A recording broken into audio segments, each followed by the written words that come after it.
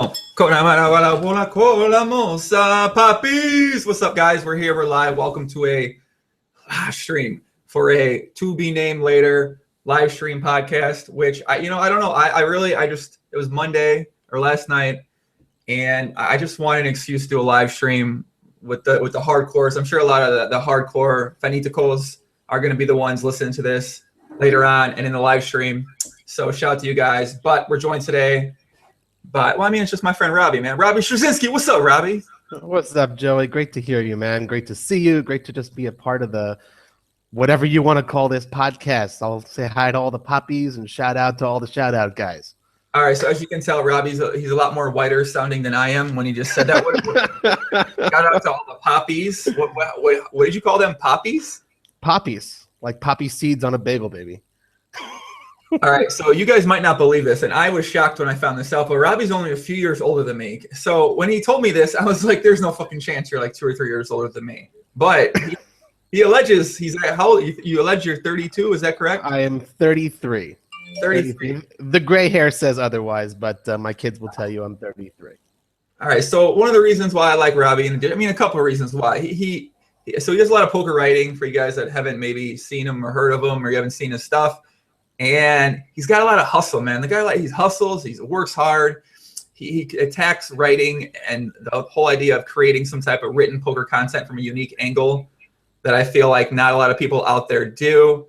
And he always writes some good stuff. Recently, he's trying to get the Brad Willis Award from the American Poker Awards for best written content. He wrote an emotional piece about a guy with what is it, ALS? Is that what he has? Yeah, it's ALS. It's called Gal's Game. It's very kind of you. Thanks. To be mentioned in the same sentence as Brad Willis is a big honor already. But yeah, it's the latest article I published about 24 hours ago called Gal's Game. He's got ALS, and somehow he managed to power through it. He's he played poker with us online through a virtual keyboard that he invented. He's an incredibly amazing guy. It sounds kind of like a bot. Does he have some type of bot that he plays with? I wouldn't say that, but no. It's a really cool thing actually. The keyboard basically allows him to type using his eyes, just like tracking eye movement and stuff. He can go from one key to the next. And we're not actually playing on like PokerStars or any other software or anything. We played it on Facebook. It's a really cool thing because he's in pain and not always available at any particular time, and with all of us home game buddies and stuff. So. One of us said, okay, I'll be the dealer, and we trust him implicitly and stuff. So he just dealt out the cards on Facebook and sent 2 cards to each of us, and Gal was able to take part in it. It's an incredible story. Okay. Definitely not a bot though, but he is a very skilled computer programmer and a great guy. He before he became a little bit disabled and the stuff. He was into snowboarding, into motocross, into kite surfing. Crazy fun guy. I like it. Well, I read the story, and not my kind of. I don't usually like reading the emotional stuff, but because you wrote it, obviously I checked it out, and yeah. So what we're gonna talk about this time, guys. We're gonna talk about Robbie's a professional writer. I like writing. I'm terrible at writing. He's also very professional. I do something with Poker Update, which is a website that Robbie works for now too, and works with. My bad. Works with. And so I make these videos, and then Robbie bothers me like 100 times. Like, Joe, how about that video right now? I'm like, yeah, I'll do it tomorrow. And then like tomorrow comes along, and like 2 weeks later, he's like, dude, what's up with that video? I'm like, man, I'm just like, I'm fucking sitting on my floor right now. I'm eating some chips. I'll get it done tomorrow. And then like a week later comes along, he's like, Joe, I don't mean to be a father, but like, how's that video coming along you guys were gonna make for us? I'm like, yeah, let me make that. Let me make it. Let me get it done. So I love you, Joe. You're the best. Yeah, it's pretty much exactly like that. Joe. He's totally telling the truth. And I was thinking about it, right? So obviously, like there may be some type of financial transaction going on right now. I was thinking about it, like, is it if they paid me more money, would I be more motivated to make the video? Or like, what scenario would it be where I'd be like really excited, like, all right, I'm gonna fucking pop this video out right now. And I was thinking about it. I'm not sure what I don't think the threshold. I think it's something. I think it's like a snowball thing, to start anything out for the first time is just, you remember, like we talked about it a lot, and to do it for the first time is tough. But like once you got the first one out there, you want to create like some momentum. It's like kind of like packing a snowball together. And now we've got this second one. Hopefully, we're going to work on and get it out there, soon. And once that second one's out there, and that's the kind of thing like building an audience. People are interested in the first one; they want to see more. Interested in the second one, you just want to keep giving them more. And I think even more than money, and this I guess relates to some of the writing that I do. When you have an engaged audience, and they're hey, we want to see more. That's when people are thousands of people subscribing to your channel, and that sort of stuff. They just want more. When you see, that's what binge watching is all about. You don't just watch one episode, you want more and you want more. So, something like that, if you're into like content producing, I think that, that may motivate you more than the, $1.50 that we're paying you per episode. It's true. How much you pay me? $1.50? Buck and a quarter? Was it buck and a quarter? Inflation. $2.99. I need to get a raise, man. I'm ready for a raise. Listen, I'm ready. Y'all need to 4x my salary, man. We got to get the poker update team on call right now. And got to negotiate. I'm going on strike, man. I never had a job before. I've had a job before, but I haven't had a job in a very long time. This is like my first job right now. Well, that it's funny you say that. And a lot of people talk to me about that. Oh, your job and your job. I never consider any of the poker writing or poker anything that I do is like a job. And I don't think you do either. I mean, you do this because you love it, right? I mean, it's just really fun. Right, exactly. It's not a job. You crank out a video. Okay, so the job, is to think of something. But once you got it down there, you bang it out. I see you're excited. It's not fabricated stuff when you're putting those videos out there. Whether it's your half-hour WSOP podcast or something like this for the hardcore poppies, or or anything. It's something that you love doing. Who are these for? Who is this one for specifically? Did you say? You said the hardcore poppies. Okay. I did not say the hardcore poppies. I said the hardcore faniticos. All right? Faniticos. Yo puedo hablo español con los mejores y los hombres. Derived from the Spanish word for fanatic. Faniticos. I used to live in LA. I'm the gringo. You're not. You're Jewish, man. Jewish theory optimal.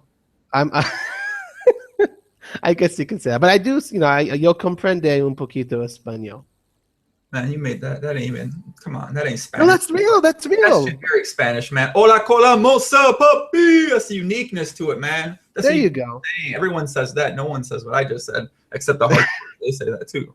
There you go. Who's watching this right now that we got to give a shout out to? That's on your side. Your mom, your brother. Oh, I don't know. I hope everyone's watching. I only had I didn't know it was going to happen until it was like right before going to happen. So right away, I just quickly retweeted and Facebooked everybody, and I shared it with my brothers in the States and stuff. It's a little late here, so I don't know how many people. Back later though, so maybe they're watching this tomorrow or like 2 weeks. Oh. Well, in that case, shout out to my brother Marty. Shout out to my brother Effie. Hopefully, my dad will see us. Hi, Dad. Right, hold on. I did. Back up, Robbie. We're gonna back up. I'm gonna help you. Okay. Okay. So when you give shout outs, right, you want to have some fucking passion behind your shout out. It's like a generic shout out. You don't want to be like, "Hey, Big Daddy-O in the chat. What's up? Nice to see you here." Like that's generic. You gotta be like, "What's up, mother?" I don't want to swear. I know your wife's watching. She alleges I have a potty mouth sometimes, and I might. But you want to put some passion. Let's try again. Start from the beginning again. Go ahead. So Joey's the best at shout out. So first shout out to my man Joey Ingram. All right, killing it with the podcast every week. That's my first shout out. Second shout out to my bros. All right, my real bros, my blood bros, Marty and Effie. All right, we love you. Thank you, and thanks for sharing everything. Shout out to my dad, who's gonna wonder what the hell I'm saying right now. You don't get this type of language. Shout out to all my friends, all my home game poker buddies, my co-host of my podcast, Bruce Briggs, all the poker update people. I'm sure I'm leaving a whole bunch of people out. Later. Now I'm gonna teach you about balance, which is you learn to shout outs over time.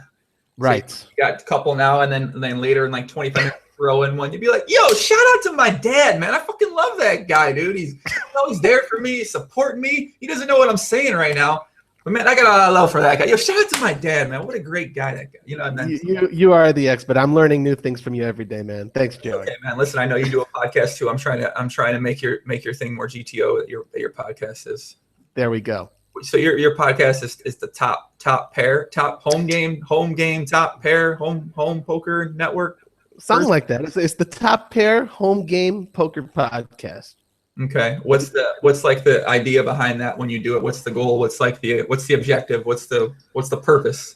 Well, I feel like, all the poker media out there, all the poker podcasts out there, it's for different types of audiences. So ours is for we say like 50 million people are playing poker each week, right?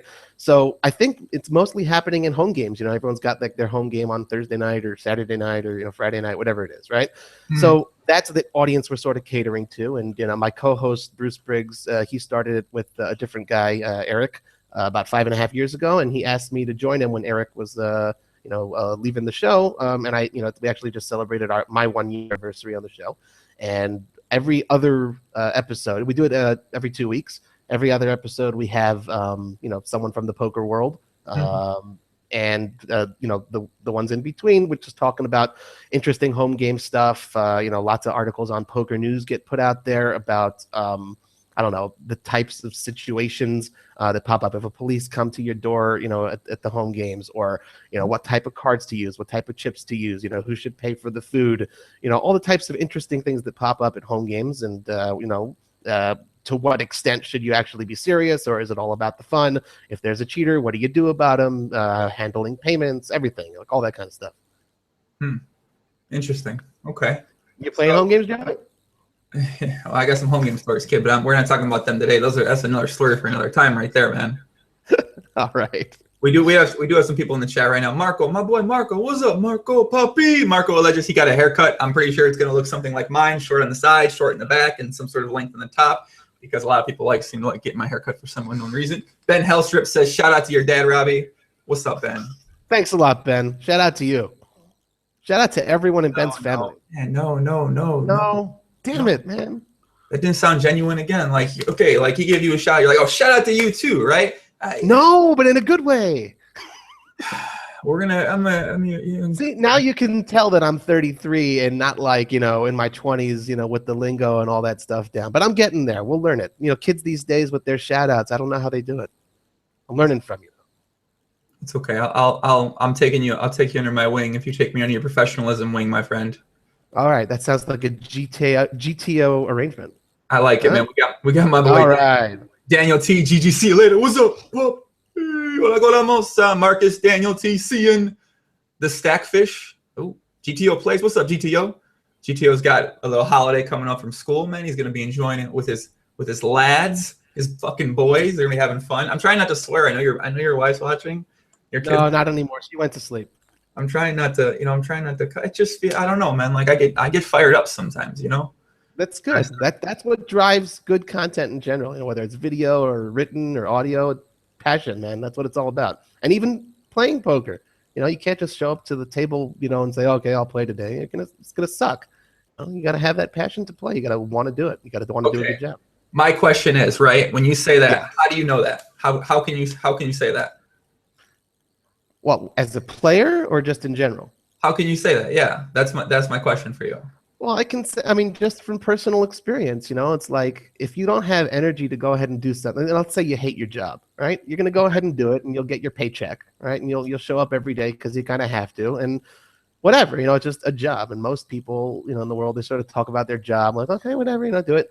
But when I talk about my job, what I do full time and stuff, I love it, and if I didn't, I wouldn't be working there. How can you wake up in the morning? Maybe I'm just too idealistic, but that's how I live my life is you wake up in the morning, you want to go and do something, you go ahead and you do it, and you show up with a smile and all fired up in the morning. Yes, you'll have some meetings that suck or, things that you don't love doing, at that job, but you got to show up, you got to want to do it. And, for some people, that means you're not going to go ahead and make the $1 million or, really, really high salary stuff. You go and become a writer, you go and, I don't do drawing or whatever it is. Right. But so long as you love what you do, to me, that's worth a lot more than money. You got to pay the rent, or the mortgage or whatever, but you got to love what you do. That's how you got to live life, So you're saying that, how do you correlate that to poker then? Specifically playing poker?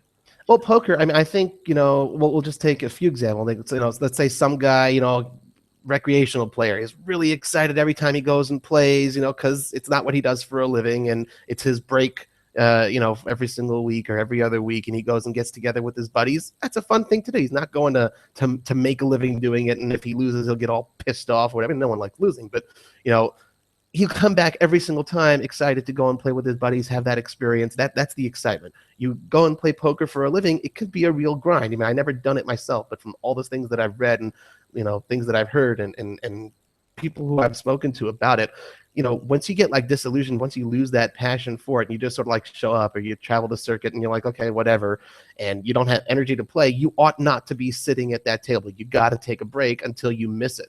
And when you miss it, you come back with that fire burning, you know. And when you study to get better, it's because the money is motivating you. It's because something is motivating you to want to do well. And you could do that, you know, at the poker table, whether you're writing for poker. You know, again, like there are a lot of poker writers, they depend on that, their bread and butter for a living. And, you know, yeah, you just got to sort of like check the checklist. Okay, I got my title. It's 1,000 words long, and you just like mail it in. And it's like, whatever. But really, really, really good stuff comes from deep within. You know, and when you have a passion for it, it just sort of shows. You know, people will take a look at it and they're like, wow, this is awesome. I want to share this. You know, people need to see this guy's passion. Same for poker. You know, you see someone who's excited about it, the cameras will gravitate to that guy, and that's the guy who's going to be on TV. I mean, remember Hevad Khan, right? I mean, I know he's obviously not like he was, but like, you know, he was on that Red Bill binge. So we're going to talk about Hevad. So Hevad Khan is essentially, he's an actor. He's acting that way specifically for the purposes of the cameras. Okay, I hear that, and I think I remember that story as well. But you know what, though? That was excitement. That, you know, whether no one knew it at the time, or, you know, maybe if you were sitting at the table, whatever, but you saw that excitement. That's something that the camera captures. That's something that people want to see. I mean, there's a reason. I don't know. I mean, with all due respect to Mr. Khan, I don't know what he's done since then, but I remember that excitement. It was captured, lightning in bottle, man. And, you know, when he had that, however it was induced by the Red Bulls or whatever it is, that was passion. You see it. And sometimes, you know, with an article, it'll jump off the page. Or Daniel Negreanu, the guy's got like tens of millions of dollars in the bank, but he loves playing this game. Allegedly. We don't. In the bank? Do we see a receipt that says $10 million plus in the bank? I'm not going to go into any other man's financial problems unless they're Alex KP. Allegedly, he seems to be doing well for himself, unless that's like a prop house that he keeps on giving tours of, and like just, you know, all movie sets instead of Monte Carlo suites and stuff like that. So, but yeah, I mean, you just see his excitement for doing what he does, though. That's true. I guess I can. I mean, Does that answer your question? I've had him on a podcast. No, but I had him on a podcast before. You literally went like the question. You went like. You took a turn to the freeway, you get off on the next tollway, and then you walk in there. But it's okay. I enjoy what you were saying, and I think I think you actually made a good point. Okay. That in theory, you should probably be excited. What's kind of like the idea of fuck yes. You ever heard fuck yes or fuck no theory? No, but tell me about it. It's more about like relationships, dating. When you meet someone, you want to say if you want to do something with them or pursue something with them, whether it's dating, hanging out, whatever, you want to be saying fuck yes. If somebody asks you to hang out and you're like, yeah, I'm not sure, you probably shouldn't hang out with them, because you're going to end up wasting your time, wasting their time. And vice versa, if they don't say fuck yes about you. So if you're like, fuck yeah, I want to hang out with this girl, and she's like, yeah, I guess I'll make some time for you. I guess I'll hang out with you. So she's like kind of saying mer or fuck no. Yeah. And once again, you don't want to waste your time with that sort of thing. And I hear that. You follow this principle in your own life? I guess I would say so. I mean, if there's something I'm really not into, you know, like sometimes you kind of have to be diplomatic, but I think, and I say it in such a way, like, you know, I don't know, my wife will say, you want to go and do this? And I'll be like, you know, okay, I'll do it. And she knows that I'm doing it for her or something like that, right? But, you know, if I want to, you know, let's say I would love to go to the World Series right now. Never been to the World Series, right? You know, that's a clear thing of like, oh, okay, gotta go. Passionate. Doesn't matter what I'm going to be doing there, playing or whatever. That's a fuck yes kind of thing. So why can't you go to World Series of Poker right now? That's a tough one. You want to book the flight right now, kid? Let me look up. I can book the flight and get you out there, man. I'm sure someone will comp you a room out there. Tel Aviv's a long way away, man. That's where I'm living, out in the Holy Land. The Holy Land to Sin City, direct flights. You know.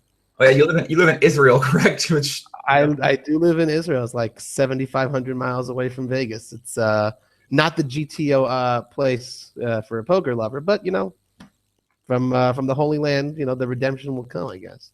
All right, so I know that you don't like. Obviously, you only look for from a study. What's the studious purpose when you be observing this? You go outside, right? I go out. What do you mean? You mean, do you leave your house and walk out outside and see other people? Oh, of course. Oh, yeah. I mean, I do my job. You know, I go and I'm about 50 miles away from Tel Aviv. You know, Okay, and so my question is, when you're walking around, what's the women's situation like out there? I know from a very studious. I know you're married. You're not. You're only. Maybe you see them. They pass in front of your eye as you're glistening, gazing at the stars. What's the situation like for some of our live stream viewers who may or may not be visiting there at some point in time in their lives?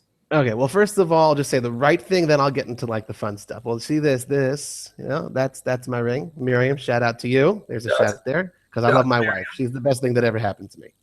Okay, besides that, though, it's like a museum. You could look, but you can't touch, you know, that sort of thing. Do you literally get killed if you touch women there? That's a complicated question in Israel, but it's a funny one. But no, it's known that you know, people come here and they look around and they like what they see. Let's put it that way. But can you get like killed for like maybe potentially talking?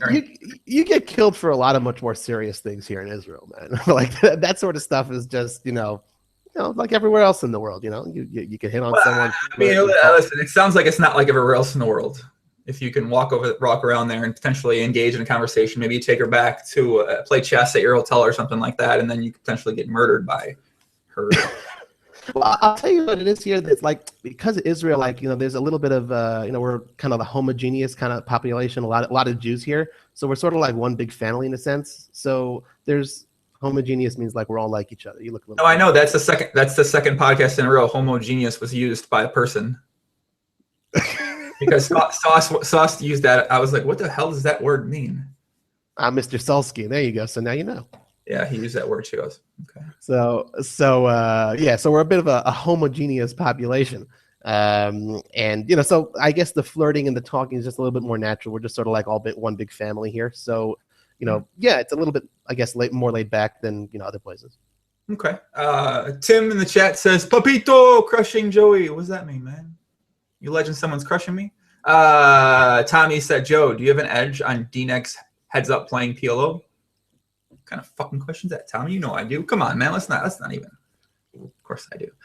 Cyan says, who's the casing? Cyan T says, how did Robbie start writing about poker? Oh, that's a good question.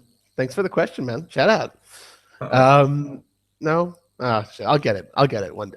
By the end, I'll do like one like super shout out to every individual question, because then that sort of dilutes the shout out. So if you're just being a shout out whore, if you're just shouting out, shout out you, it kind of becomes less special at some point in time when you're just being a shout out whore. I'll do one shout out to everybody laughing at me right now because I cannot master the shout out thing. No one's laughing. That's a passionate shout out. No one's laughing. Oh, my family is watching me. I'm telling you, man. Your family's laughing at you? Probably, yeah, because they're wondering what the hell did Robbie get himself into? Who is this dude? But I know you're cool. So everyone watching, Joey's a cool guy. Trust me. Debatable. Anyway, how did I start writing about poker? It's actually an interesting story. I think it's interesting. In like 2009, so a buddy of mine was like, "Hey, you want to start a blog?" Like, no joke. It really was sort of like that. He's like, "Oh, you're always into poker. You're always watching, and you sort of know how to write." So you sort of know how to write. Yeah, I mean, like I was writing for a living. You know, I didn't write about poker at the time. I was, you know, didn't know anything. So he's like, "You want to start a blog?" You know, that's my buddy Avi. There you go. And I was like, "Okay, sure." So the first thing I wrote was I think the summary of poker. I think I still have it on my blog. The first post I ever put out there, summary of poker, as though I knew how to do that. I didn't know who I was writing for. I didn't know anything about anything. He did sort of like the back end website stuff. We picked the name together, and it sounded good, and it was available, cardplayerlifestyle.com. And I'll save you the long story though. But after about like 2 years or so, I started realizing, okay, who's my audience? Who am I writing for?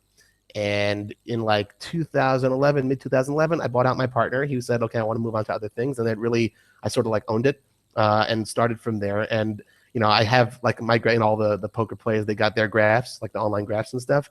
And, it, you know, everyone loves like the graph that goes up. So my graph goes up also, but it's like hits of people who, you know, visits to the graph. So like I literally had like under 10 visits per day, you know, when I started out. And that's a good connection there to the passion, because if I didn't care enough, I didn't do it to make money. We did it because I thought it would be fun, but it's amazing to look back, 5 years, it's 5.5 years, like, to see what it's become. And then, now I'm getting 6,000 people a month. For me, that's a lot. And to, looking at the blog, and I'm connecting with people like yourself and people like Nolan Dalla. Shout out to Nolan Dalla. And there you go. He's too cool for us. He ain't watching this right now. Oh, but he's the man. He is everyone. If you don't know who Nolan Dalla is, he's the WSOP media director, the dean of all poker media, poker writing. He is the man. Check out nolandalla.com. He's the man. But people like him who have just taken a look at the things that I've written, it's just it's sort of spiraled up, snowball effect kind of thing. And I guess that's sort of a story how I started, and I did other things, do other writing for All In Magazine and for PokerUpdate.com, PokerStrategy.com. I've done some writing for other websites. Yeah, I mean, I like when you show me your graphs. You showed me probably 3 or 4 or 5 graphs over the time. I mean, I feel like I've been talking to you for over a year now. At some yeah. I can't remember how. I think I read something and I really liked it, and I was just hit you up, and I was like, I think that was pretty much it. And then we just that's what I'm saying. That was totally awesome of you, because you reached out. No one really does that in general, and that's a totally awesome thing. That's what makes Joe Ingram special. No joke. I think a lot of people are hesitant to sort of engage in, reach out to someone they don't know and be and just try talking with them or try getting to know them or ask them questions. It doesn't seem like many people have that sort of quality in the poker world for the most part. There's nothing to lose. That's sort of what I told myself when I started out. People have told me Robbie, you got a good Twitter game. Everyone knows Twitter is sort of the social community of the poker people. That's what it's all about. Someone goes ahead and I'll take an example. I don't know, Phil Hellmuth or whatever. He goes ahead and says something, right? He gets probably 50 different responses, right? One of them might be yours, and he might just smile back at you or whatever it is. You have nothing to lose by giving it a shot, but you can obviously start at the top. You start with lower down, and you sort of build it up. But you do, that's what this is. That's what you're doing with your podcast. That's what I do with the writing. People are hesitant in general to put themselves out there. I agree with you, but the more extrovert you could train yourself to be, the easier it becomes, I think. So why not go ahead and reach out to people, put yourself out there, and when people see that sort of thing, I think they're attracted to it in general.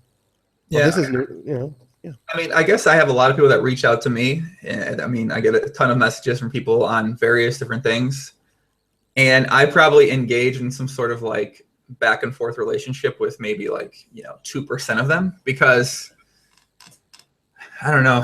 Well, you're a popular dude, man. If I had that sort of thing, I'd be doing what you're doing, but you get thousands of people always, want to get a piece of Joey. I mean, I don't know. It's fun, but it's also weird. It's something that I don't necessarily like. That's one of the parts about doing these things. And obviously, as you start to, become more and more visible, you get more and more people watching you. That's the part I don't necessarily enjoy that much, because it's I feel kind of mean sometimes, because these are people who are fans, hardcore fans, and then they just want to chat, or they love you, or they love your show, or they love they feel like they know a lot about you. And in a perfect world, I'd like to engage in deep conversations there when they get in touch with me. But on the same time, it's it's tough. I gotta tell. Maybe you don't know the story just about Daniel Negreanu. There was a time back before the whole big social media and everything. He used to take every single email that he got and respond individually to them, one by one. No joke. He was sick like that. Mm-hmm. And that's the kind of, because, he also felt that same way. Someone's reaching out to you. You want to go ahead and just say thanks or say back. It's happened, I'll go in another direction. Jason Alexander, from Seinfeld. Mm-hmm. I just did a shout out to him one day, no joke, on Twitter. I was like, Jason, I just got to tell you, I really think you're awesome in a whole bunch of different ways. I don't know why, but I just feel the need, right? And 12 hours later, when he was awake, he wrote, "Thanks, Robbie," and a smiley face. No joke, I swear to you. It was really, really cool. But, I understand that need also. Anytime someone comments on my blog or, sends me a notification on Twitter or on Facebook, I try to, address them. And, there's if they have burst out of that shell to go ahead and become extrovert, maybe it's not easy for them to do, and then you don't respond, that's bad. That could set them back another 3 steps. You got to encourage them to do it. Set people back then, apparently, because I'm setting people back apparently, Robbie. That's what I'm finding out right now. No, you're doing a good job, man. I'm sure the comments say just as much. I mean, I guess it's kind of like it's like a natural progression for when you do something. Like obviously over time, assuming you're doing it well, the audience grows and grows and grows until you sort of stop doing it or you potentially plateau. But I feel like in a lot of things, it takes a long time for an audience or something like that to really plateau. So you really only have room for improvement. It just depends on how aggressively you push that to, grow as big as you can be, sort of thing. Right. I mean, and also you got to be consistent. Like you're like constantly doing this day in, day out. You may take a day break here and there, but you're constantly like getting new people to come on the show. You're doing a whole wide variety of things. People like me, who am I? But like then you get like Sauce, and then you get like Negreanu. You had Ben Wilanowski, right? You also had him on the show, right? No, okay. Ben Wilanowski? No, he's a guy. I haven't had Ben on here yet. No. Okay. But you had Hollywood Haxton. Shout out to HH. No, man. Okay, Robbie. I didn't have him, but keep going. Who else have I had on here? You had oh shit. Was it Court Harrington? You had him? Who are you making? No. I swear to you, these are real podcasts are you fucking watching, bro? What links are you seeing right now? Oh, I'm not looking. I'm only looking at you. I don't have my other stuff up. I don't have like 4 screens, 10 screens set up. Let's try to get 2 more. Keep going. This is a fun game now. Also, Joey Trivia. Who have you had in your? I know you had Joe Stapleton. I watched the shit out of that one. Nice. Okay, Joe Stapleton, correct. And I almost finished watching the Alex Dreyfus podcast. That was freaking awesome. Love that. Okay, good. You named a couple more. Congrats. Thank you. You have Elke? No, I haven't. Elke. What are you making things up now? No, that was a question. Oh, have I had him? No. No, not in that way. Hello, do you like to be on the podcast, Joe? Hey, okay, let's go to the podcast, Joe. Yeah, I haven't had Elke on quite yet. Maybe I'll get him out in Vegas or something like that. There you go. Big Daddy. You had.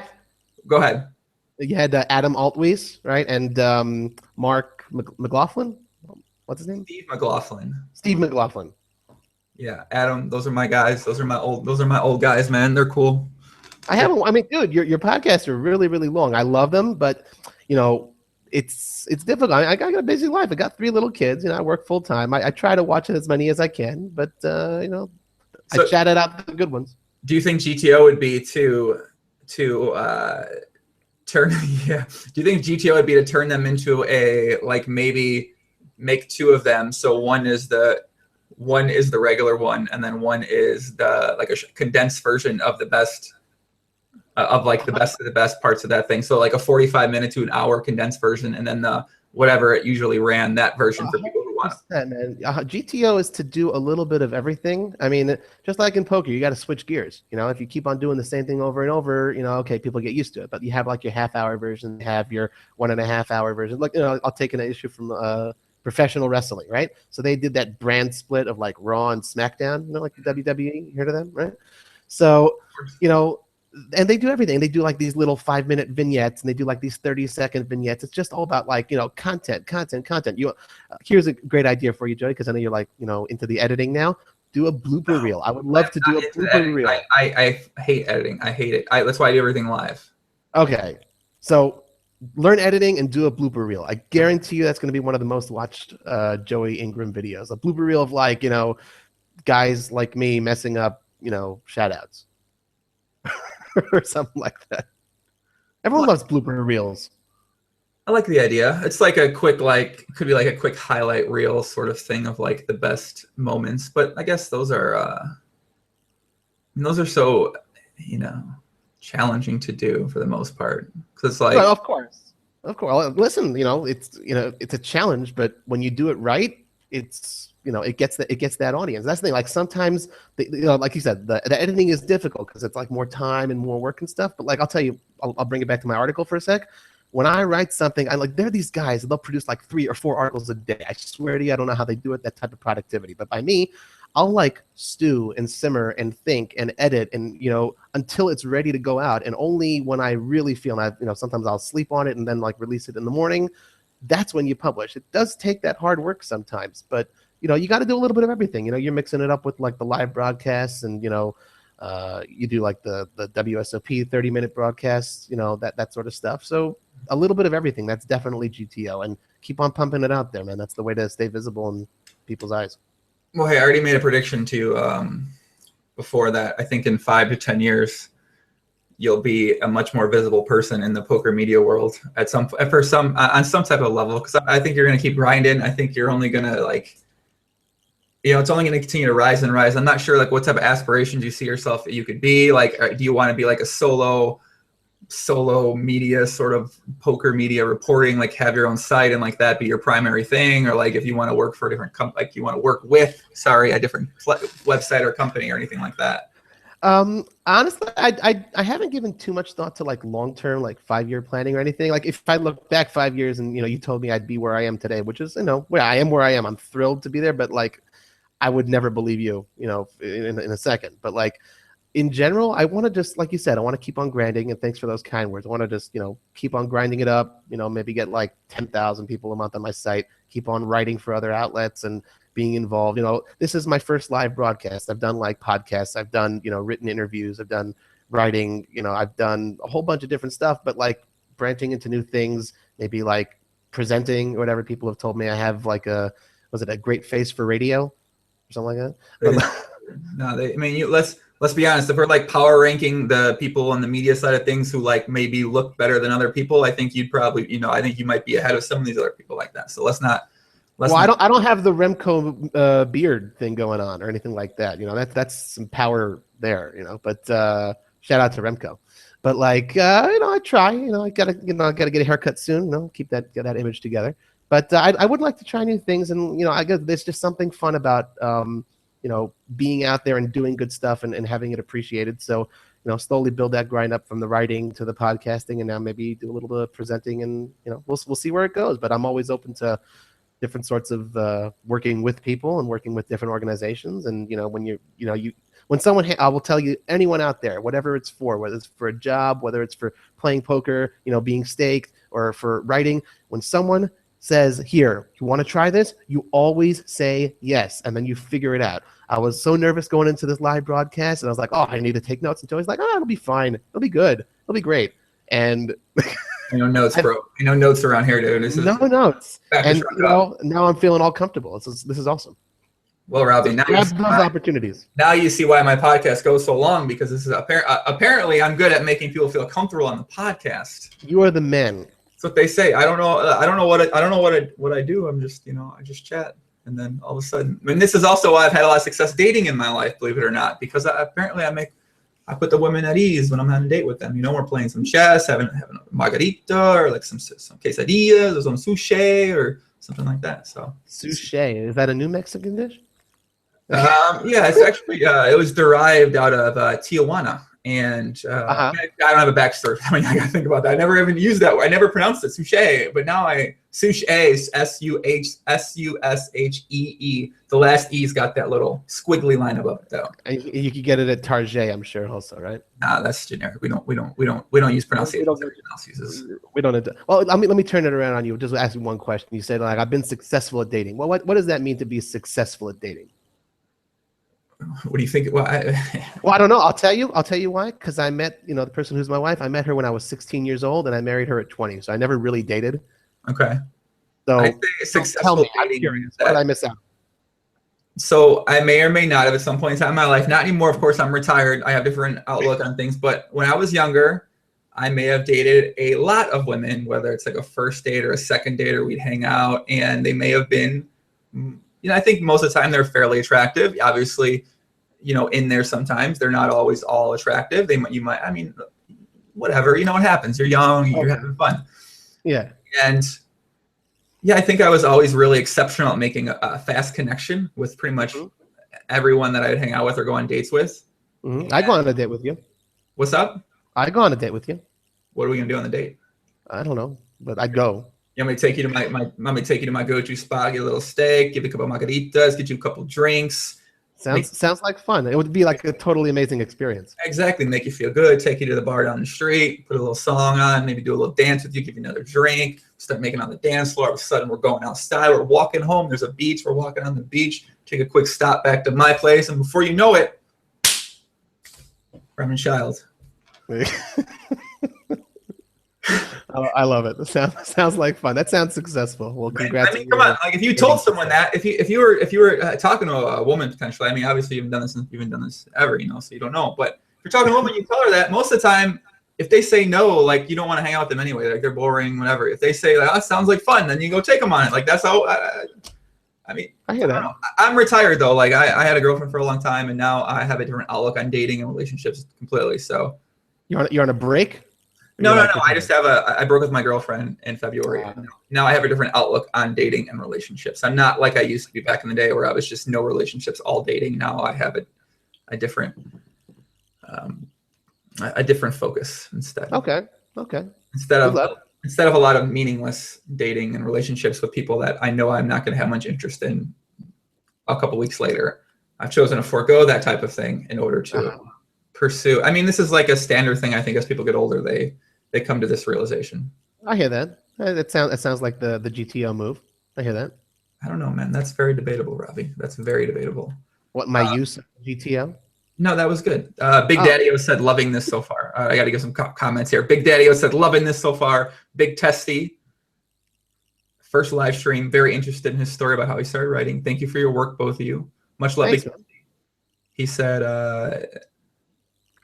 is he quizzing him? Oh, okay. All right. Aaron Sanders says, yeah, Phil helped me with, give something my Phil helped me responded to me once. It was cool. Andre S says, hola, what's up, Andre? Papi, hola, hola, mola, mola, mola, molacito.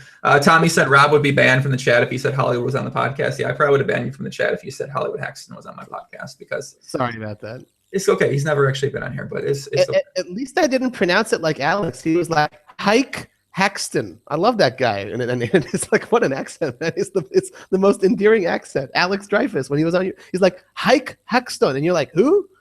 Wait, he's like, Hike. What was the name he said? I don't even know that person. I'm sorry. Right. It's Hollywood Hexton. I know who he's talking about. Yeah. He was trying to say some guy I've never heard of before. I was like, who are you talking about, dude? Like, you're like, oh, hi, Hexton. I was like, I don't know who that is, brother. Oh man, it was funny, that part of that. I don't know who that is. Big Testy says, I listen to most of the podcast when I'm passing out and re-listen from different points other nights. I like that. That's cool. I'm very happy to have men go to sleep listening to my voice. I think that's a great thing. Big Daddy said, Odd Odson was a great podcast. Also love when Fedor on. Love seeing him and Big Brother Joey. Yeah, man, I can't wait. Fedor Holtz. That was the guy. Fedor Holtz. That's my little bro, man. I'm going to see him in Vegas. We're going to have some fun. Nice. I can't wait. Slave so says, could you get Tom Dwan on though, Joey? Just ambush him in Vegas and drag him to a live podcast. I mean, I would love to see you engage in a staring contest with Tom Dwan. I probably could. I mean, I can stare pretty well, dude. I don't know. Something in your face reminds me a little bit of him. I don't know. I know that's what some people say. Yeah. I mean, your hair is like far superior, especially after the haircut, though. Yeah, I agree. And I mean, as I said in the last podcast, when I take off my shirt, I feel like there's going to be a little bit difference between me and Tom Dwan's physique too. So, I think he will win the pale contest there. Is that you? What you drinking, man? I'm drinking Frappuccino. I don't know, some type of little Starbucks drink here. I don't know. We don't go mainstream, you said. No Starbucks. No, I just generic coffee there. I just started drinking coffee, so I don't actually know what it means. So I've been drinking Starbucks, dude. Yeah. I have never had a sip of coffee in my life. Have you ever had Adderall? Never had that either. Never taken anything. Never smoked a cigarette. Never smoked anything. Never had a sip of beer. What? I know, I'm a weird square guy. I mean, it's not a bad thing. Like I barely drank till I turned 27. So okay. I was a pretty straight arrow. So you were like sober for 27 years. I mean, I drank very, very briefly over time, but really never got too crazy at it. Gotcha. Okay. You have a couple kids, right?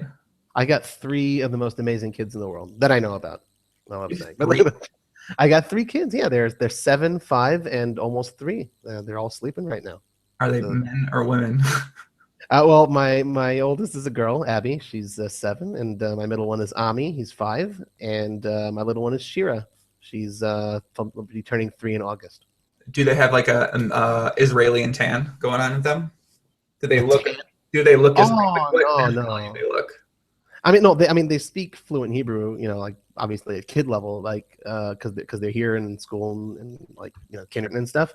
Mhm. But like my wife, she was born in the States just like me. I was born in LA, and she's from Brooklyn, so we speak English in the house. She grew up speaking English. She came here when she was 3 years old, my wife, and we read to them in English, all that other stuff. But they look they look completely American.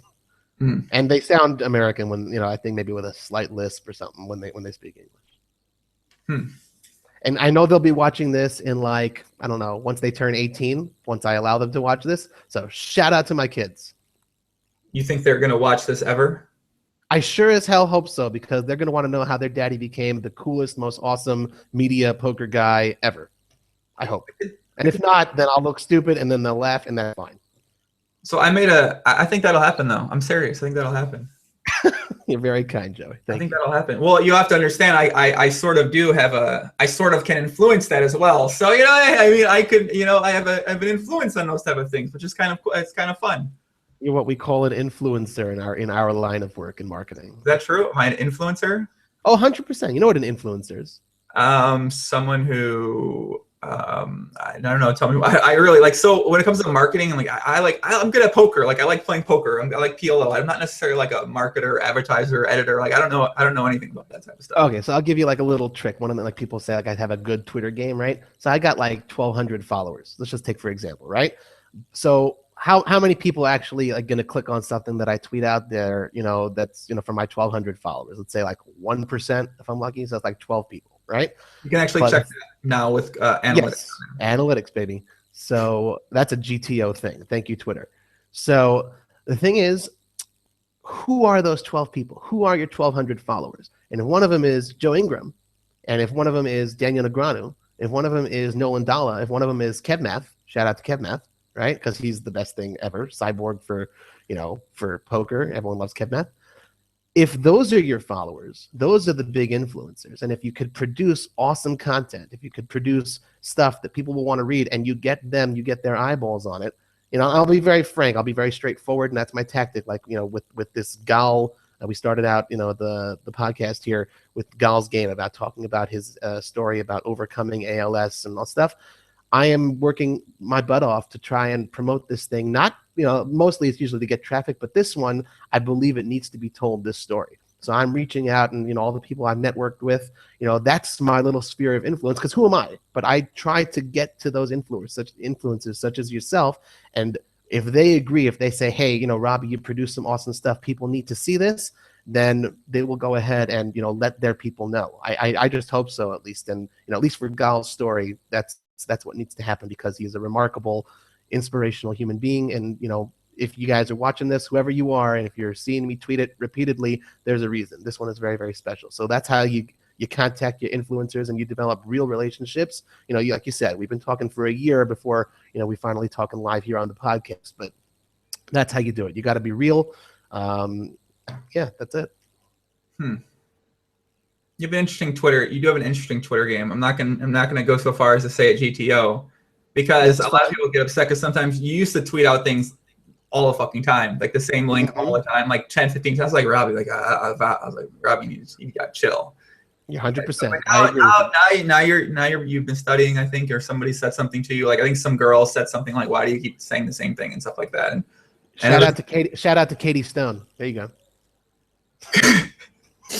Getting carried away now with the shout outs, but you're playing better. You're getting better.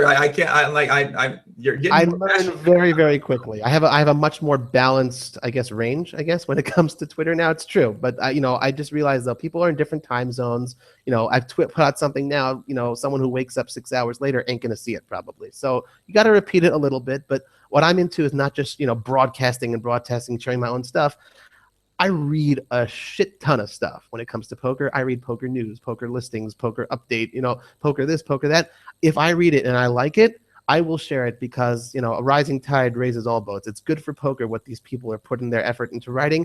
Everyone's got to know. It doesn't matter whether it's my competition or whatever you want to call it.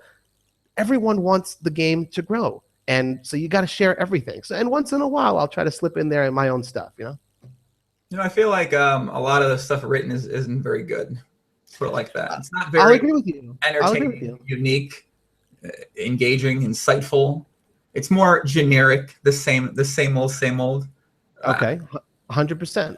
So why do you think that is? Okay, because lots of times people just need to get their paycheck.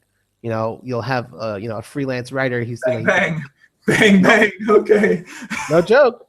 No joke. I'm not going to name names. You know, nothing like that. But just like anything, not every poker player is going to be the GPI #1.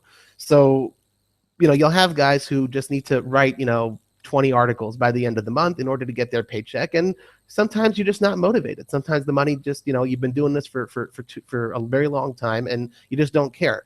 But like the good stuff, you mentioned Brad Willis, his story from last year, everyone was sharing the hell out of that thing because it mattered. He put his heart and soul into that story. And he even tweeted, I mean, he's a very, very professional guy, but like he even tweeted something about, excuse me for, shedding a tear or something like that. I don't remember his exact words, but, that's the kind of stuff that I share. Something interesting. Someone put out like a periodic table of poker. I was like, damn, that's a freaking creative idea. Share that with the world, man. But I agree with you. Not everything is great. And, you always talk about like the American Poker Awards and what Alex is trying to do with the Global Poker Index. That's got to get people to up their game when they're awarding something for like great content or whatever it is. Who doesn't want to win their award? So step up that game and don't just put out an article just because. I mean, they got like articles of tournament recaps and that's good, whatever. But you can see a difference. People are saying like the quality of live reporting, that sort of. The more entertaining you make it, the more shareable it's going to be. That's I think that's what you're talking about.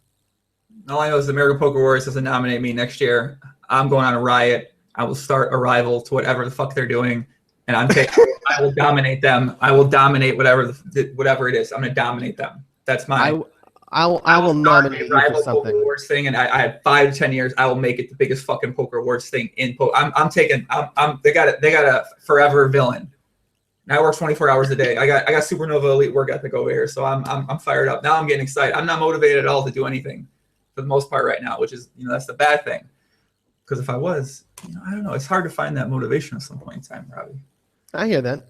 It's not always so easy. I've taken breaks before, and I think like taking a break always helps. Like you went to San Diego recently, right?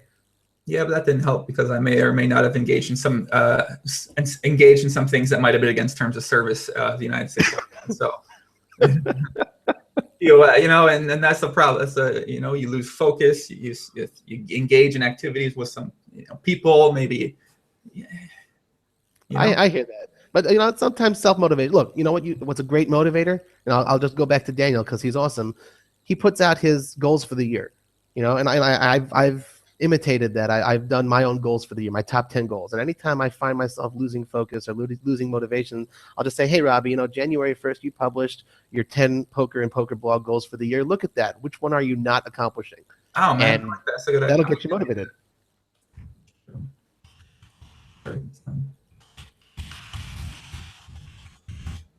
Write that down. GTO idea right there, Poppy. I remember, I think I read that when you put it out, and I was like, oh, that's a good idea. Thanks, man. Yeah, you write a lot of stuff. I always like though. I think your bro is in the chat. Martin. That's my bro. Thank you. There's some real passion and excitement when you're talking about. I love him. I miss him so much. I don't get to see him. He's like 5,000 miles away from me. I love you, Marty. Thank you. He says they have great English-speaking uncles and aunts. Yes. Because I'll forego Robbie's overusage of his new lingo and simply hit back with a what? He's adorable, but he's catching on. Hashtag not yet on fleek. All right, man. I like your bro, dude. These guys, I like this. I like this guy, man. He's on Twitter at Muffin Man. Shout out to him, man. Yo, shout out to your bro. Big love to your bro, man. He is the man. We got my boy Rems in the chat. What's up, Rems, puppy? Victor says another live stream. Hell yeah. Love to listen to this while grinding. Plus EV, GTO all the way. Keep up the good work. Much love. Luke McCluff says live stream. What's up, Luke? Nonstop. What's up, Nonstop?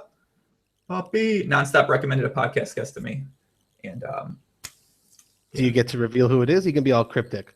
No, he did. He suggested I have someone on the podcast. The podcast is an interesting thing. So now I've set the bar a little bit too high, unfortunately. Because I was like, because I try to save the big end bosses. I like to space them out, but I just decided I'm just gonna go like 15 in a row. And unfortunately now I set the bar a little bit too high. And when I start dropping it back down to reality, because obviously I want to have like people that are up and coming on too, or I want to have people that are less known on. And when you have those type of people on, you don't know if they're going to be insightful or funny or entertaining or engaging, inspiring or motivating. You don't know what they're going to be. They could be boring. It could be whatever. Right. When you have all these like end bosses on who you're more interested in paying attention to them, just because like if they have this ultimate success at poker, that immediately makes them more interesting to people. And if they say something intelligent or smart, then all of a sudden they're like, oh my God, this is the best ever. But then when you start having on people who like you're not as invested in poker wise, where you maybe don't respect their poker ability as much, or you don't know who they are poker wise, then they say something, you're like, woo, whatever, you know. So it's. You want another idea? I'll shout another idea out to you. Go ahead. We'll go learn again from professional wrestling. You know what they do? They put on Monday Night Raw every single Monday night, right? Okay.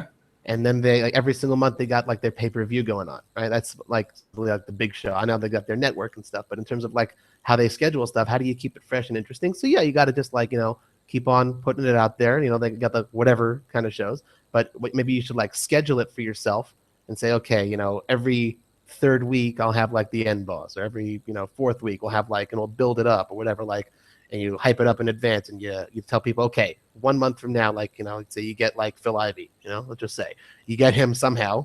Okay, let's just assume it may happen. You talk to his people, you get Phil Ivey. Okay, 1 month from now, Phil Ivey, you hype that up, and you know, while you're doing that, during the podcast with, you know, myself, you say, don't forget, guys, 3 weeks from now, Phil Ivey coming on, that sort of stuff. So like maybe have a pattern, build it up. Just an idea, throwing it out there for you. I'm also full of ideas. So. I think that's an idea. I kind of just like crushing continuously. I like having a consistent, steady upswing for the whole entire year. So I think I might just go 2015, just try to crush it for 12 months straight. And that'd be so sick. That's easy. I mean, so I was writing it down. Like you write down a list of people who you feel like are popular, who are also like people. Because like I don't want to just have people that are popular. I want to have people on like I actually like.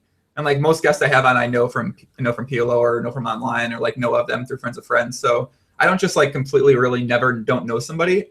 Mm-hmm. And so it makes it easier to talk to them. And plus I kind of have a better idea if they're going to be fun or entertaining or not. But yeah, there's a lot of people that are like, if you write down actually how many people are in poker, that would be like fun when you think about having them on. There's a pretty good amount of people to consistently do it over and over and over again.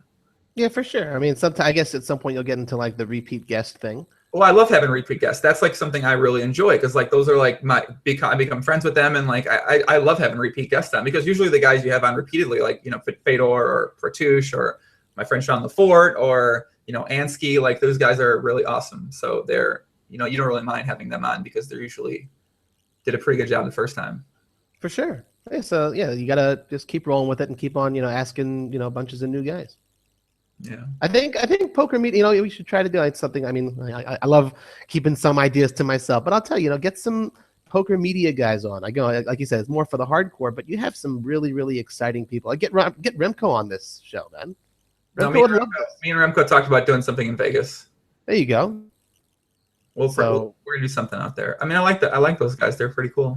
They are, and like when I listen to like their podcasts and the stuff that they produce, you hear the excitement. Like he told a story about like winning $6 in like a pot or something, and he told it like it was, you know, I don't know, it was the most exciting thing in the world. The media guys, people who like Rich Ryan, you know, you hear their love for the game, you hear their passion and everything that they do. Chad Holloway, I mean, these guys. I'll shout out to all the Poker News guys, right? They're just fantastic, right?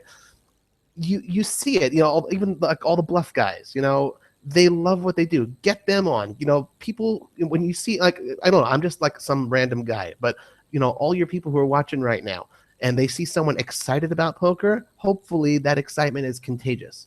You know what I mean? So if you can get someone to, you know, broadcast that kind of stuff and like just be excited. Poker's the most exciting thing in the world. It doesn't matter if I'm a shitty player and lose all my money. I love this game. I love everything about this game. Those are your guests.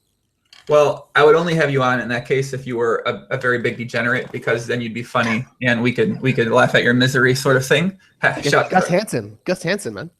But no, the reason I want to have you on, I mean, this is like a lot, you know, whatever this is, but the reason I want to have you on is because I think that you do some of the best poker writing right now, and you have a very high work ethic, which I can respect and I can recognize. And I think you do 3 or 4 things extremely well. That's why I want to have you on. Obviously, I think you're very passionate when you speak too, which is a good thing. And I think that makes for good conversation, and people can pick up on that too. I appreciate that, man. Thank you. But I mean, plus like you have some cool ideas too. You have a lot of ideas. I feel like you have a lot of ideas. You just probably, either don't know how to make them reality sometimes, or how to put them into words. Like, if you have ideas in your mind, you might not feel you're the right person to sometimes do the ideas yourself. Like, somebody else could do the ideas, should probably be doing the ideas, or maybe you want to save them for down the road and stuff like that. Sometimes, often it's sort of a matter of time, and it goes a little bit to the passion. I mean, like that Gal article, I stayed up I pulled like an all-nighter, and I wrote that thing, and I had work the next day. And, like all the poker writing stuff that I do, it's like after work. And like I wake up at, 6 o'clock in the morning, there is a time before noon for all you poker guys out there. I wake up at 6 o'clock in the morning. I go and get like my kids' breakfast ready. It's important. I know it sounds a roundabout answer, but it's important for all the people out there. Like, how does it happen? Why does Robbie care so much? And how does he produce, articles that I hope matter? 6 o'clock in the morning, I'm up, put those lunches together for the kids, and I'm out of here, go to work my 9-hour day, come back, dinner, all that stuff. Got to bathe the kids, spend time with them. 8:30 at night is when I could finally sit, and if I have the energy to do it, think up an article and start writing it. And I'm telling you, man, like that's like after 14 hours of a day, it's difficult, but it's the passion that's exactly what it is. That's what drives me. It's like, I know that, my buddy John, he said he got an interview with Chris Moneymaker, so I'm going to go and help him put some questions together, and we're going to make that happen. And, time, it takes time. There's no shortcut to it, but that's how you do it. What's your actual job now? I am the head of content for a company called Web Pals. It's a subsidiary of XL Media, which is traded publicly on the London Stock Exchange. Hey, chill. What does this mean? Come on. What does that mean? Okay. Give me the English. So in English, there's about 150 people in my company, and anything that has to do with content, I'm the guy that they go to strategize about it and, make it happen in a better way. Is pokerupdate.com the only site that you do this with? That is the main poker site that I do it with, and the company is involved in a whole bunch of other gambling things. Okay. All right. Okay. Do they like the videos I've done for them so far? Yeah, man, we love it. Like, they keep on asking me, like, no joke.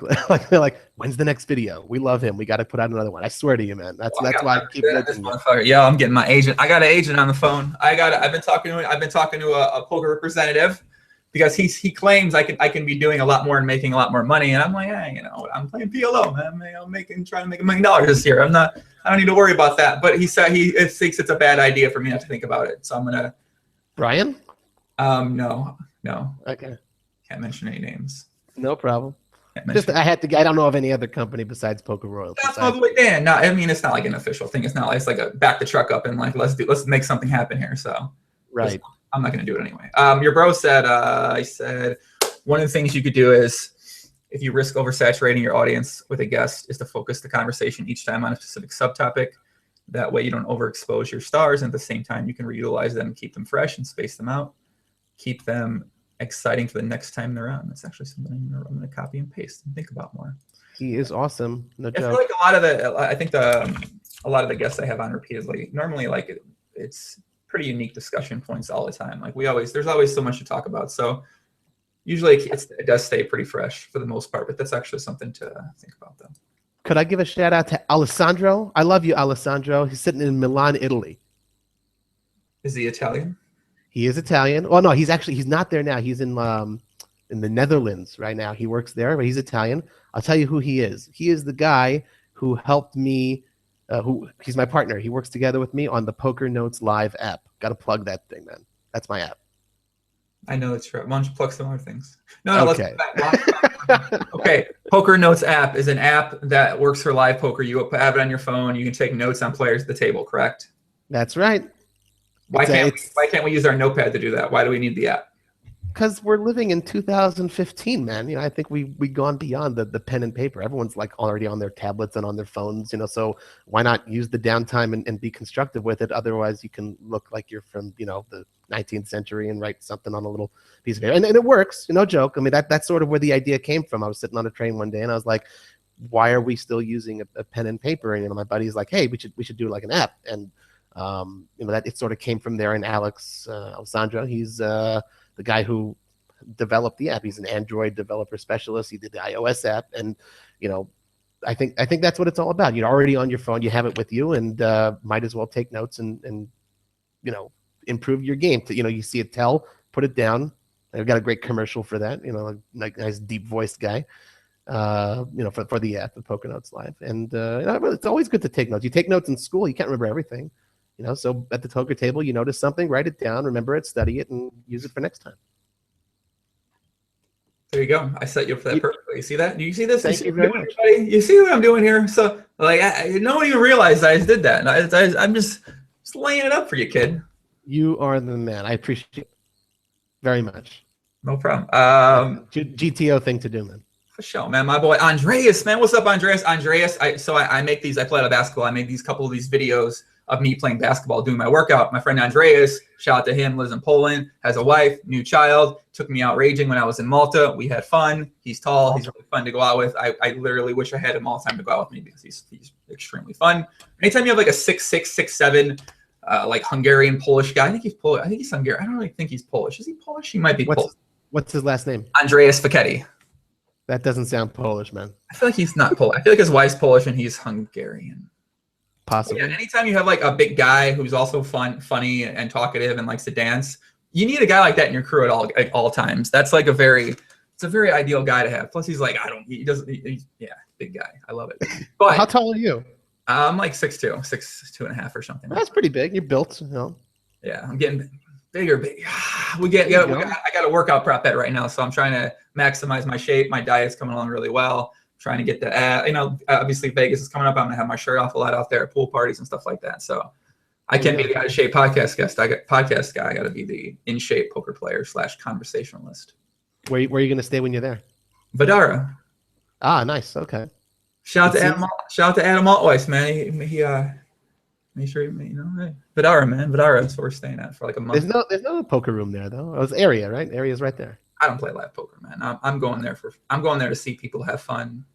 Oh, that's so cool. Yeah. Oh, you got to play one. You got to play like a PLO event though, man. I'm gonna play the 3K PLO 6 max. Yes. There you go. I can't wait. Good luck. Yeah. But anyways, okay. So Andreas, I uploaded these videos. I did a live stream, and he gave me a couple basketball tips because he used to play professional basketball, and I've been doing them ever since. So I have to give a big shout out to him because he pointed out 2 things in my game that I could be doing more effectively, and I've been doing those. So, do you play basketball at all, Robbie? I'll give you a quick show you. Do you play ball? You don't play ball, do you? Not anymore. I do running. I do a lot of running, actually. I used to play a lot of basketball, but it's much more difficult to organize a game these days. But I do running. That's actually an important thing to mention, if I can, because I do it for charity and stuff right now. No, charity is like, you know. Charity. Okay, go ahead. I know what you're talking. I see it. I know what you're talking about. Okay. So I did like a play on words called like running well, you know, because like the poker thing. So I go running, you know, and it's like about 3 miles each time, like 4.2 kilometers. And every time I do it, I sponsor myself for like $1 per kilometer, and I give the money to Kids Kicking Cancer, which is like a charitable organization. They help you know, children who are facing cancer and their families deal with it and mentally, you know, get through the process of the treatment and that sort of thing. It's a really, really amazing thing. It was founded by a guy named Rabbi Meir Goldberg. He was nominated last year as one of CNN's top 10 heroes. Totally amazing guy. I know his son. He lives here in Israel. And I said, like, that's going to be my charity of choice. And I started, and that was one of my goals for the year. I think it was goal number 9 of, you know, raise money for Kids Kicking Cancer. And after about like 4 months, Linda Johnson, Poker Hall of Famer Linda Johnson, and Women's Poker Hall of Famer Jan Fisher, they were like really awesome. They were like, Robbie, we want to sponsor you for $10 a kilometer. And last month, you know, that motivated the hell out of me. I ran as much as I possibly could, raised over $700 for Kids Kicking Cancer, and they were just, you know, really, really kind. And when people like go ahead and put their money where their mouths are, not just saying, oh yeah, go Robbie, but like they actually put their money there. They were very, very supportive. So shout out to Linda and Jan. Thank you guys so much. And anyone out there, if you're interested, I'll put your name up on my site, and you can sponsor for one time, for a month, whatever. But it's for the kids, and I think it's a really important thing to do. No matter what, I'm going to keep on running till the end of the year and keep on, at least $20-$30 a month put towards that charity. It's called Running Well. Very nice, very nice. They can find this on your site potentially, you said? Yeah. You just where would you find it? It's on the right-hand menu. There's like a drop-down menu. I think it says More, and you'll see like it says Running Well, or you could just Google Running Well cardplayerlifestyle.com, and the page should come up. Cool. Andrea said, did you do the black-white changing background on YouTube with some new settings? Joe, I did not. YouTube enhanced their whole entire live stream platform. They made their chat much better without lag. And they're doing some YouTube gaming. So finally, my loyalty to YouTube is getting rewarded because they're improving their formerly terrible live stream and chat. So they're making it better. I'm very excited about that, Robbie. Cool. I'm very good. I love YouTube. I get lost in YouTube, man. Yeah, it's difficult to get work done with YouTube these days, and Twitter and Facebook. That's the hardest part, man. It's just that deep concentration sometimes, because there's just so much entertaining stuff out there. I'm always listening to your podcast, even though I don't know who the guests are. Yeah, I don't really believe that, but that's okay. You can make allegations that you are, and the receipts prove otherwise, because you didn't know it. You couldn't. You named 3 people I never had on. So once in a while, it's okay. They're long. You got kids. You got family.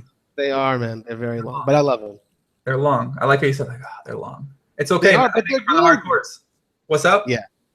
I'm going to tell you right now, Robbie, in 5 to 10 years, I'm going to have one of the most popular podcasts in the world. I'm saying in the world. Like literally out of every fucking podcast that exists, I'm going to have one of the most popular in terms of like, I'm not necessarily like a numbers chaser. I think that's like too easy to just chase numbers. I'd rather just like actually put out really, really great high quality content that I fucking love, rather than just chasing after like, because it's easy to do numbers. It's really harder to have actually a really hardcore engaged audience that like really likes your shit and that you really, really like doing. So, but I'm gonna say right now, 5 to 10 years.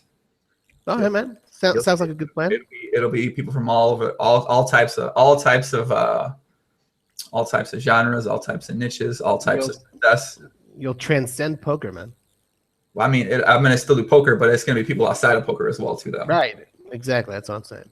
I hope so. I'm going to bring poker mainstream. That's the goal. The whole entire deep-rooted goal is that on those, I get poker out there more to the masses by having these guests on from other parts of the world. But it takes time. You got to grind your way up these. So I'm in the poker world. I grinded up PLO first. Then I started venturing out, grinded up the tournament world. Now I'm grinding up all the poker world. So once I get to the top there, well, then you got to step outside of there. So at some point in time, I'll be stepping out with other guests. And then I got to grind up those stakes too. You're totally killing it, though. Like, really, it's impressive to see that rise, man. Yeah, I need to hire like a company that's smart at marketing and advertising and all that bullshit. Yeah, we'll do some work together. Maybe I'll introduce you to some people I know. Maybe. Ross says he likes the beads, and I should wear a headband for the festival. Yeah, I could do that. What festival? Music festivals. I go to a lot of music festivals, Robbie. I know, but like which one? I'm going to EDC next weekend in Vegas. Ooh, the Electric Daisy Carnival, right? Something like that? Yes, sir. So I'll be having my, I think the attire I'm going to go with is this beads. I might go with these pants right here, which if you can see, they're pants like this. Then I'm going to, of course, I'm going to take off. You just pulled a Tom Cruise, man. No, I didn't. I'm showing you my goddamn pants. Yeah, but you jumped on the couch.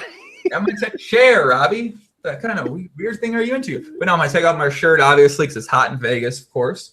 Right. And the beads, a couple necklaces, maybe do some paint on my face, like a little, like a warrior sort of thing, maybe the arms, like a little chest in there and stuff like that. So nice.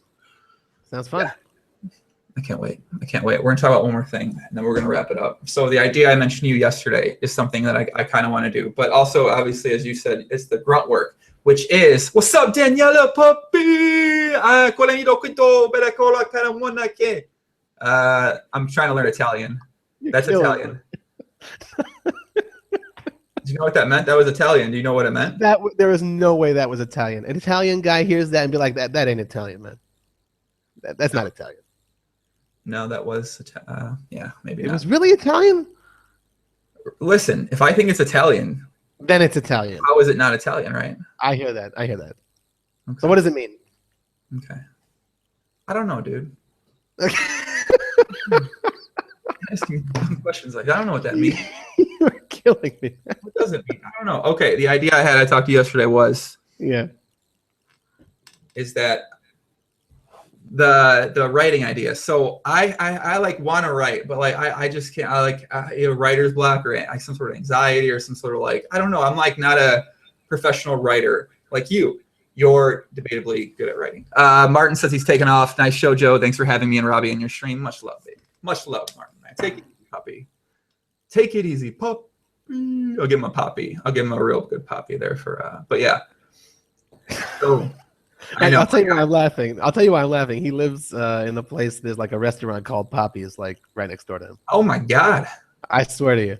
Oh my God. Poppies. Okay, I like that name. Yeah. Good breakfast place. Okay, so the idea is that I'm looking at this thing. Welcome player to add me on Google Plus. Oh, nice. Wow, Twitch sent shots at YouTube Gaming. That's sick. Poppy! Martin's already got it down in the chat, man. He's already saying it right. Okay, so the idea is that I have a lot of really, really unique ideas that could be put into written form that would be extremely popular, that I think a lot of people could relate to, a lot of people would enjoy reading about, and a lot of people could have good feedback on. But you're more GTO at writing, obviously. Okay. Than I am. So the idea is that we do some like dual, like joint sort of things where we put together something, and we both people are on it. So I'm on it, you're on it too. Okay. And it's gonna get it'll probably get more than 6,000 views for one article. There you go. Like a day or two, which I mean, hey, that'll be good. So one, it's gonna read very well because you're a prolific writer. Two, it'll be a very relevant poker topic that a lot of people will be able to read and be like, no, like this is speaking to me. This is my kind of shit. And three, you obviously get more exposure from getting your word out there. I'm sure a lot of people are gonna really enjoy what you have to say. And four, it'll make me look good because you're gonna be able to just put it down in words way better than I can. You are incredibly kind. I'll just say that again. Really, like you know how to make people feel good. So thank you very much. But yeah, I'd love to ride the Joey train, man. That sounds like a GTO move. I'd love to give it a shot. No, we'll see if we can make it work. Well, I mean, I know we can make it work. First of all, because like the topics I've written down, like no one's ever written about these things. And it's just because for you to really write about them, you need to like have lived that life. You need to like have experienced it. You need to like be a poker player and go through some swings and highs and lows and like the other things that go into living this sort of lifestyle where you travel all over, you live in different places, all your friends are on the internet, you have to decide who you want to pursue relationships with. I mean, there's a lot of, I feel like, unique things that I have on my mind that I could put into words that I just haven't. So well, I'll tell you, it's we'll compare it. I like comparing things back to poker in general. It's like a turn. As good as you are, you can't win it in one hand. You got to grind it all the way to the end, So this sort of thing, love to see where it goes. You got to start out somewhere, and we'll keep it going, man. We'll win this thing. Russ, I'd love to. Russ said Joey's got a plan. I mean, I got a plan. I got a plan. I got a plan. I'm just, so I was talking earlier, like when I go to the poker media sites, like I don't ever go to something and I like reading it. So like I click on something and like I want to enjoy it, but I just don't enjoy it. So that was the same way for poker podcast and content. Why I started doing the podcast, one of the reasons is because I didn't really enjoy anything that was out there. So I wanted to do something for people like me who could enjoy it. Mm-hmm. This is a very along those lines. The same thing is that I know there's like people that really, really love poker content, would love reading about things related to poker, but no one's making it. No one's doing it. No one's writing it. I'll tell you what it is, man. I really think it's you're a rare breed in that sense. And so many people, the thing is they do this for a living and that's sort of what they depend on. You don't care about the money that you may or may not be making at all for doing the content stuff that you're doing. And I think that's what makes it special. I mean, think about it, like, you're not doing this for the paycheck. You're doing this because you care. Like you just said, what's your motivation? Because you want to create content for people who don't have it anywhere else. You don't know if you're going to make money off it. You just said you're not going to take the agent or whatever it, you're not going to go and get paid. You don't care about that. And that's the thing. If I'll stay up all night and I'll go ahead and write up an article, whether it gets 100 views or 1,000 views, or whether, it makes money or doesn't make money, I don't care. I feel the need to put it out there. And, so do you, man. Like, that's what's going to make you successful, even more so than you are now. Yeah, I think just the process of doing that is eventually that leads to you making some type of money from it. Like, it's just sort of like a natural thing that you have more success, you become more popular, you end up making money from it. That's just like well, the more you chase after the money, the more it's going to run away from you. But if you chase after just like doing good stuff, the money will flock to you, man. Like moths to a light bulb.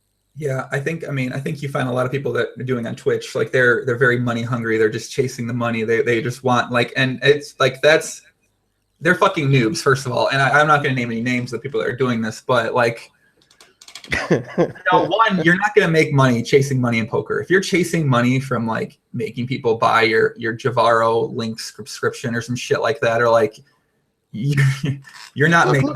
Look at Jason Somerville, man. He's the perfect example. Like, he didn't do this in order to get a PokerStars sponsorship. Obviously, it's amazing that he did, but he just ran it up. I'll use his expression. He is just twitching nonstop, and he knows who he's catering to. He knows the gamer audience. He knows his people, and he'll do the shout outs. The same thing you're doing, man. And he knows that eventually he'll keep on doing it, and then people will take notice. Look at yourself, man. Look at your rise. People are taking notice, so that's how you got to do it. And like you said, the money will eventually come. You know what the difference between me and Jason is compared to other people that are like about 1,000 shades more brown. No.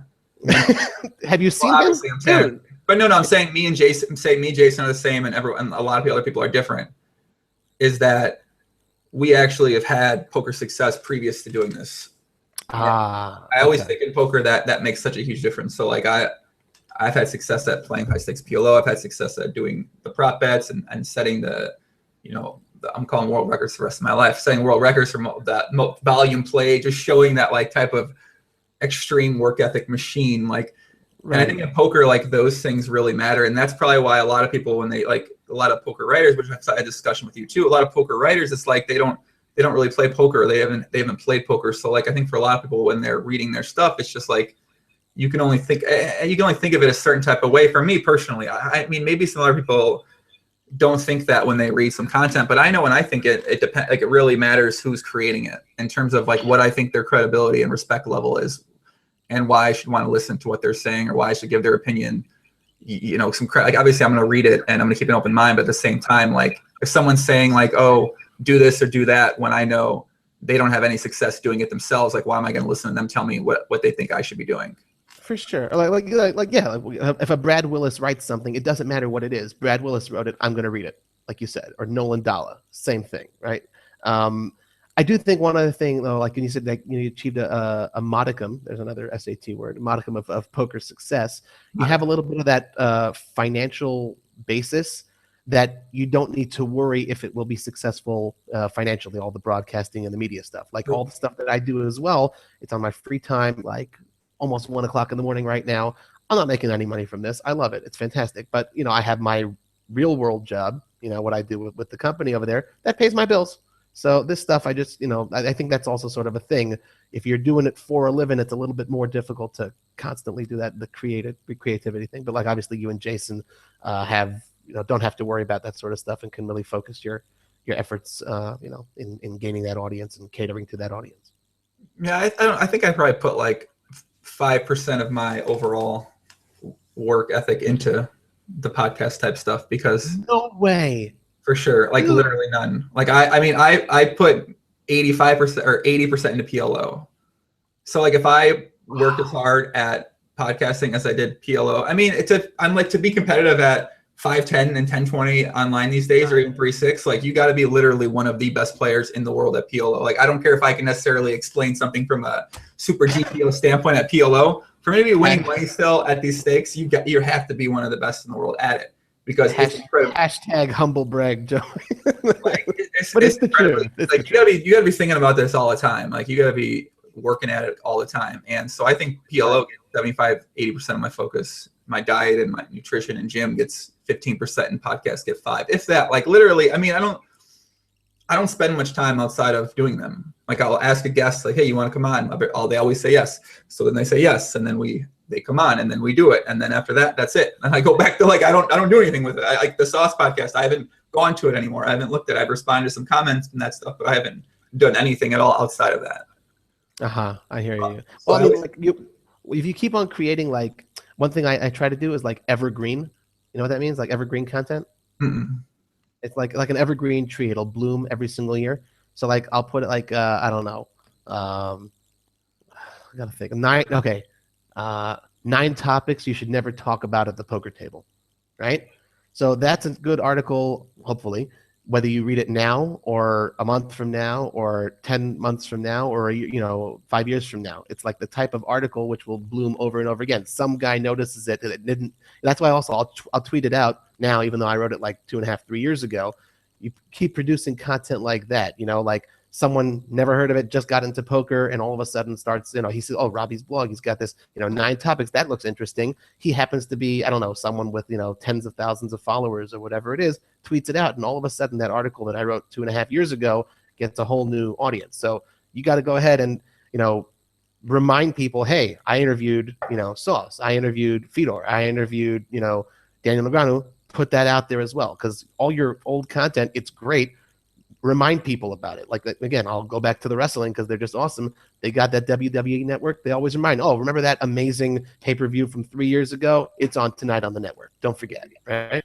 Got to push that stuff out there again, because, don't just, leave it behind. You did a great job. Push it out there. Tell everyone that Joe Stapleton interview was the funniest 3 hours you'll spend watching something for a long time, Write that down, boy. Take notes. Poker Notes Live. I'm taking notes in the notepad, son. I'm not taking notes in the. That's an interesting idea. Definitely something I don't do. You. But I always wonder, like, if my number one focus was doing this stuff, like, what would be different or anything like that. So. That'd be insane. Like they say, people use like 12% of their brains or something. Like if you, like you said, you put 100% into this, holy shit, man, you'd already be where you want to be in 10 years. Well, I guess some say problem. See what happens. I wanted this to be short so that people could just listen to it, but now it's getting long. So now this is what happens. These things, they just get long. You're like, why stop? Like, let's keep talking, and then you keep talking. Right. Before you know it, it's 2 hours, and then you're like, fuck. We could wrap it up. It's all right. No, Andrea said, and you need a big dick too to win at high stakes. Let's not forget about that. Very true. You do need a big dick to win at high stakes. You got to be able to take it to the street sometimes. If you say so. You gotta be able to just take it out back. Like, let's go out back, let's play. Like, you gotta. How on earth do you respond? I mean, you're saying that like what on earth are you supposed to say? Like, yeah. Like I think Russell Peters had, Russell Peters, the comedian. He had like he was imitating somebody, and someone called him a fucking blowjob, right? Like, how do you call someone that? What on earth do you respond when someone calls you a fucking blowjob? Like, he's like, yeah, so you got to have a big dick to win a PLO. Okay, if you say so, you respond. No, that's where you got to be witty and trolly. There you go. I don't know. I would need 24 hours to craft a response to that one, and no one wants to wait for that long. Nah, we might think of it. Ross said you are promoting PLO a ton. To be fair, for free, which is a higher ranked game, making money for stars. If you're getting more people to switch, which would make sense to invest. Yeah, I've gotten a lot of people to switch from no limit to PLO, which was my number one goal initially because I love PLO. So the more people I can get playing PLO, the better. For sure. Yeah, but now I get regs that message me like, "Hey, your stuff's helped me so much." I'm like, "Fuck!" Like, I don't want to help. I'm not trying to help people like small regs go up to be mid stakes regs now. Like, that's not. But it's a lot of good, a lot of great mindset type stuff in a life approach. Well, you got to do that though. I mean, like that's the whole field of poker instruction. I mean, that's why Doyle wrote his book. Like if he kept all those secrets, all those guys, they wrote those books, Barry Greenstein, all the Dan Harrington. If they didn't put that out there, no one would learn anything. But you see, eventually, it brings the new people. Don't think about like the mid stakes regs. Think about like, the new people you're bringing into PLO. I completely new. You got to think about the guys you're competing against, though. That's true. Well, as a player, I agree with you. But yeah, I hear that. I would say, like, if I retired, like, I would have the #1 training site in the world. Could you retire now at like What? 29? Could you retire now at like 29 if you wanted to? I mean, I could stop playing poker and just put it all out there. Like, put everything out there. Put it all out there. Bam. Everything. You ever get tempted to do that? Of course. It's fun. It'd be hilarious. It'd be fucking fun. There's so many people angry because, like, I've like, I mean, I've broken down so many poker specific scenarios and like table scenarios. Like, just I've thought about things that like no one talks about in videos, which is, I'm happy they don't. Sometimes they bring it up in videos, which I get tilted about. So if I just start talking about all these things always, like, it'd be people would be upset. Yeah. I hear that. Well, one day you'll write one of those tell-all books. I know what you're talking about. I got plenty of stories about the industry side of things and, things that don't get spoken about. But one day when we're, when no one can hurt us anymore, we'll write these books. Yeah, I might write that book one day. There you go. I'm not sure. All right, man, let's wrap it up. Robbie, sounds good, man. Anything you want to add, puppy? Just again, I will say one thing. Very, very important shout out. And I'm going to say this with emotion and passion because I love my wife, Miriam. You are the best.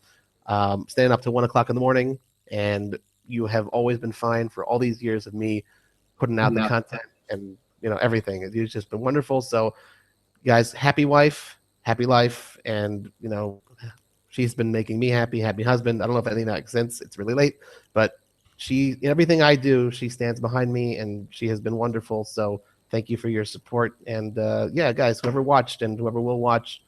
Thanks, I appreciate it. And Joey, you are the man. You are making stars out of people. I appreciate it. I'm checking. I gotta check out your wife. See, she's a big girl. We like big girls around here, buddy. 160 or above. I show you love. 160 or below, gotta go. BGG, big girl grinder. Are you a big girl grinder?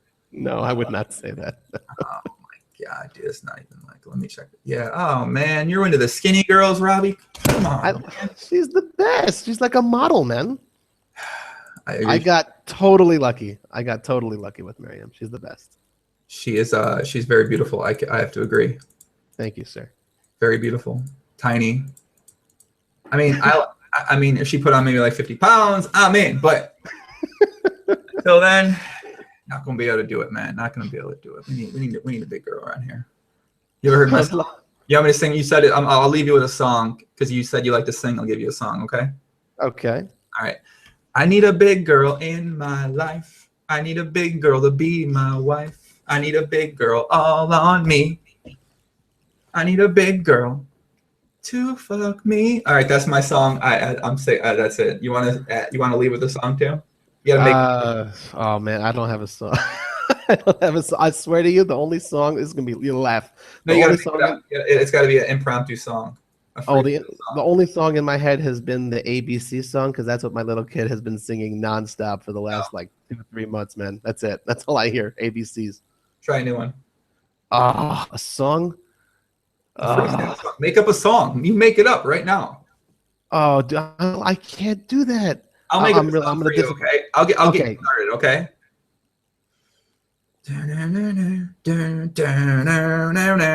My name is Robbie Strazynski.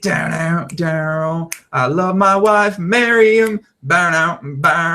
She takes care of me and my children at home. She lets me live stream till 1 a.m. alone. Okay, you go. You are. I can't. You're up. Let's go. Oh. Putting me on the spot, man. I know what I'm good at. I know what I'm not good at. Sometimes you got to step outside your comfort zone to realize what you might be good at. Let's go. Oh my God. Gee, I have no rhythm like that. Waking up at 6 a.m. Working for PokerUpdate.com. When I go home at 6 o'clock, my wife makes dinner right on the dot. Now you're up. Oh, you are a freaking poet, man. Okay. I can't. Oh my God, this is so crazy. If anyone's still watching at this point in time, I don't know what to tell you, but okay. I'll start with one last thing. If you like what you see, you can look at. You're not plugging shit until you sing. I'm not letting you plug anything until you sing something. Good Lord, that's my Twitter handle. Sing. You gotta make up a song first. I just made up that song for you and your wife. You're just amazing like that. Okay. Okay. You gotta follow Joey because he's the nuts. For some reason, he likes girls with big butts. Something like that, right? Bang, bang, bang, bang, bang. Keep going. Shit. What? God.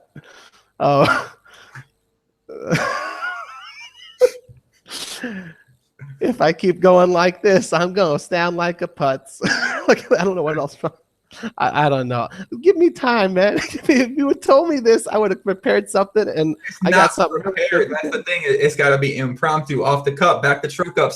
You start going at it. Back the truck up. I hear you, man. The truck up's about. I hear you. You still pressing this? What? You still want me to sing a song? I mean, I know you're not gonna sing. I know you don't. Okay, I tried.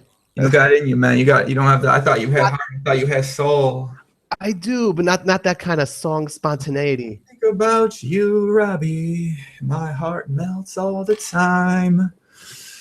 Can I sing like a real song? No, man. No, it's got to be an impromptu song. Impromptu. But it's okay. Next time. Okay, next time. Oh, they'll be getting next time. Mad says Joey's been relentlessly putting you on the spot lately. Listen, man. I had enough of y'all people. Shit, we putting you on the spot every time. Everyone's going on the spot. Everyone's going on the spot. That's what you're up for on the Joey Groom podcast, being on the spot. I'll be better prepared next time. Yeah. All right, thanks, guys. Man. Thanks for tuning in. Much love. Andreas, Rems, Ross, Adam, Slay Show.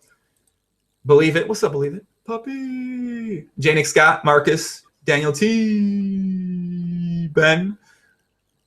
I think so. I see Aaron Sanders. What's up, Aaron? All right, let's wrap it up. Guys, we'll be back soon. Much love. I'll be back with the Claudico guy, guys, who's watching this later. The Claudico bot designer, Sam Grazienfielder. I think it's how you say his last name. We're going to talk about botting. We're going to talk about creating bots. We're going to talk about PLO bots. We're going to talk about everything. So, thanks a lot, Joey. Appreciate it. At Player Life, that's me. Our Player Life. Epicurus, much love. See you later, puppy.